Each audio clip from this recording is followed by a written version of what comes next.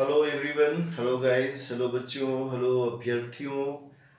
एक बहुत ही समस्या सामने आती जा रही है और ये समस्या बहुत स्पष्ट है कि हिंदी माध्यम के छात्रों का रिजल्ट जो है यूपीएससी में लगातार कम होता जा रहा है।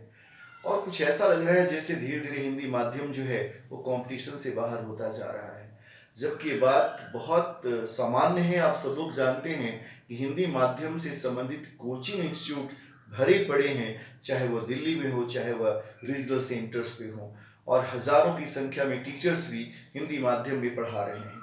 मैं ये नहीं कहूँगा कि जो शिक्षक पढ़ा रहे हैं उनका लेवल बहुत अच्छा नहीं है, चाहे मैं हूँ चाहे कोई और हो। सब अपने अपने तरीके से मेहनत कर रहे हैं और सब ये चाहते हैं कि हम जो पढ़ाएं वो प्रश्न भी आए और बच्चे उसे सॉल्व करें और क्वालिफाई भी करें। और बच्चे भी अपनी जान लगा करके मेहनत कर रहे हैं, पूरी ताकत लगा रहे हैं। मैक्सिमम बच्चों की स्थिति मैं कह सकता हूँ। ये ज़रूर है कि बच्चों में एक बहुत बड़ी संख्या ऐसे विद्यार्थियों की भी है जो यूपीएससी की तैयारी करने तो आते हैं, लेकिन वह बहुत गंभीर नहीं है। लेकिन मैं गंभीर छात्रों की बात कर रहा हूँ, जिन्होंने ताकत लगाई, ढंग से पढ़ाई की, शिक्षकों ने भी बहुत मेहनत किया, कोचिंग संस्थानों ने भी अच्छी पढ़ाई करवाई, और जो लोग कोचिंग नहीं कर पा रहे हैं वो खुद भी मटेरियल को इकट्ठा करके बहुत मेहनत से पढ़ने की कोशिश कर रहे हैं। ये बातें सभी जगह अपनी जगह ठीक है, इसके बावजूद रिजल्ट का नहीं होना एक बहुत बड़ी समस्या है। मुझे याद है कि 2010 तक रिजल्ट लगातार होते थे और बहुत होते थे। करीब 40%, 40% के आसपास जो फाइनल रिजल्ट होता था यूपीएससी में, वो हिंदी माध्यम के छात्रों का होता था। और हम लोग ऑप्शनल पढ़ाते रहे हैं, तो ऑप्शनल के बैच में, चाहे वो बैच छोटा हो या बड़ा हो, हर बैच से कुछ बच्चे सिलेक्ट होते थे। हर बार ऐसा होता था कि बैच से ही पढ़े हुए बच्चे आकर उस बैच में लोगों को गाइड करते थे, मोटिवेट करते थे, और बच्चे उन्हें पहचानते थे कि मेरे बगल में बैठकर इन्होंने हिंदी माध्यम से एग्जाम दिया और रैंक के साथ आगे आए हैं। इसके एग्जाम्पल भरे पड़े हैं।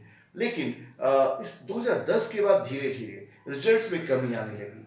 हालांकि 2013 तक मैं अपनी अगर बात करूं तो जागृति आईएएस इंस्टीट्यूट के अंतर्गत हमने 2010 के बाद भी कई रिजल्ट्स हमारे होते हुए हैं। चाहे वो सुरेंद्र मीना हो, चाहे कमलेश हो, चाहे वो प्रतिभा हो, चाहे वो सुरभि हो, ऐसे कई बच्चे हमारे जेहन में नाम याद आ रहा है कि 10 के बाद भी वो रिजल्ट देते रहे हैं। लेकिन 2013 तक भी रिजल्ट हुआ, जो पुराने बच्चे पढ़ रहे थे। 13 के बाद रिजल्ट एकदम धीरे धीरे समाप्त होता चला गया। और मैक्सिमम संस्थान जो रिजल्ट शो करती हैं वो इंटरव्यू के बेसिस पर शो करती हैं, और वो इंग्लिश मीडियम के छात्रों की संख्या उसमें ज़्यादा होती है। हालांकि हिंदी माध्यम के छात्र भी हैं, भले संख्या कमी हो, लेकिन हिंदी माध्यम के छात्र भी आ रहे हैं। 30 की संख्या में, 25 की संख्या में ही सही, लेकिन आ रहे हैं। तो आपको यह समझना होगा कि वो 25 बच्चे कैसे क्वालिफाई कर रहे हैं। अगर वो 25 बच्चे क्वालिफाई कर रहे हैं, मीन्स कि अभी भी आशा की किरण है। मीन्स कि अभी भी हम अगर मेहनत करें, सही डायरेक्शन में काम करें, तो हम रिजल्ट दे सकते हैं। लेकिन ज़रूरत है कि उस 25 बच्चों को कैसे हम 250 बच्चे में कन्वर्ट करें, कैसे हम 350 बच्चे में कन्वर्ट करें। जब रिजल्ट हमारा 800 से 1000 के बीच में आ रहा है, तो कम से कम 40% हमारा हिस्सा तो बनता ही बनता है।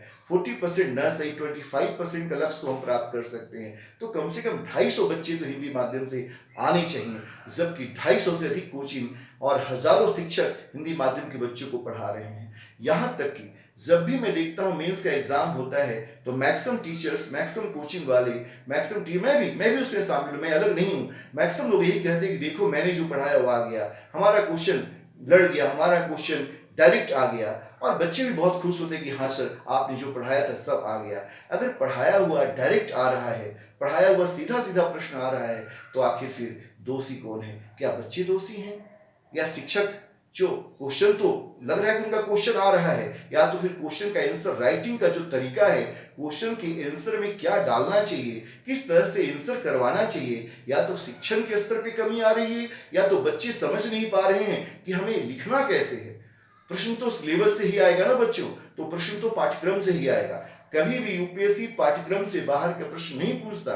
तो जब पाठ्यक्रम से ही प्रश्न आ रहे हैं और आपको क्वेश्चंस मिल भी रहे हैं, पढ़ाए हुए क्वेश्चंस मिल रहे हैं, नोट्स से सीधे सीधे क्वेश्चंस दिखाए जाते हैं शिक्षकों के द्वारा, विभिन्न अध्यापकों के द्वारा, मैं उनकी बुराई नहीं कर रहा है, उन्होंने पढ़ाया तो दिखाएंगे। लेकिन अगर ऐसा है तो आखिर रिजल्ट क्यों नहीं हो रहे हैं?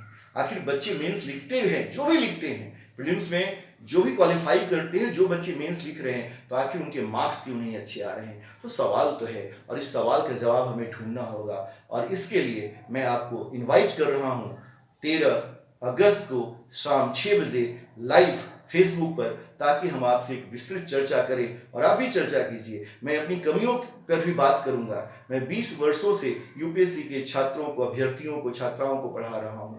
सन 2003 से हमने ऑप्शनल की क्लासेस शुरू की थी और 2005 से मैं दिल्ली में आकर हमने अपने आप को स्थापित किया और सैकड़ों बच्चों को सफल होते देखा है। और बहुत सारे हमारे बच्चे आज संघ लोक सेवा आयोग में, राज्य लोक सेवा आयोग में सर्विसेज दे रहे हैं। शायद उनकी संख्या काउंट करना भी मेरे लिए संभव नहीं है, एक बड़ी संख्या है। लेकिन आज जब रिजल्ट आता है तो हम देखते हैं कि हिंदी माध्यम के छात्र, वो जो भीड़ है, जो हम लोग पढ़ाते थे, ग्रुप मिलता था हमें, 10 का ग्रुप, 15 का ग्रुप, लगता था ये सभी बच्चे एक साथ निकलेंगे। और 2-3 सालों के संघर्ष के बाद वो कहीं ना कहीं या तो यूपीएससी करते थे या तो पीसीएस में अधिकारी बनकर दिल्ली से विदा लेते थे। खूब मिठाइयां आती थी, सब कुछ बेहतरीन था, जलवा जैसा था, मतलब एक आनंद आता था पढ़ाने का।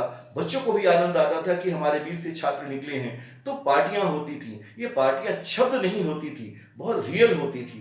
तो वो मिठाइयों का दौर फिर लौटना चाहिए, वो खुशियों का दौर फिर लौटना चाहिए, वह जो गले में बाहों में बाह डालकर उछलने कूदने का दौर फिर लौटना चाहिए, वो हिंदी माध्यम के बच्चों के चेहरे पे मुस्कान फिर लौटना चाहिए। मैं अपनी कोशिश करूंगा, मैं जान लगाकर कोशिश करूंगा। मैंने हमेशा आपको फैक्ट, न्यूमेरिकल फैक्ट के साथ साथ एनालिसिस करके पढ़ाने की कोशिश की। मैंने आपको विषय की कहानी सुनाने की कोशिश की। वो कहानी ही समझ है, वो कहानी ही यूपीएससी को की ओर आपको ले जाने में सक्षम है। तो आप विषय को पढ़िए, समझिए। खैर, आज इतनी चर्चा का समय नहीं है। मैं बस ये चाहता हूं कि आप सही तरीके से मूल्यांकन करें, खुद का, अपने कोचिंग संस्थानों का, अपने शिक्षकों का भी करें। और सबसे जरूरी है कि यूपीएससी की जिम्मेवारी केवल आपकी है। आपने अपने लिए सपने देखे हैं तो आपको अपने सपने खुद ही पूरे करने हैं।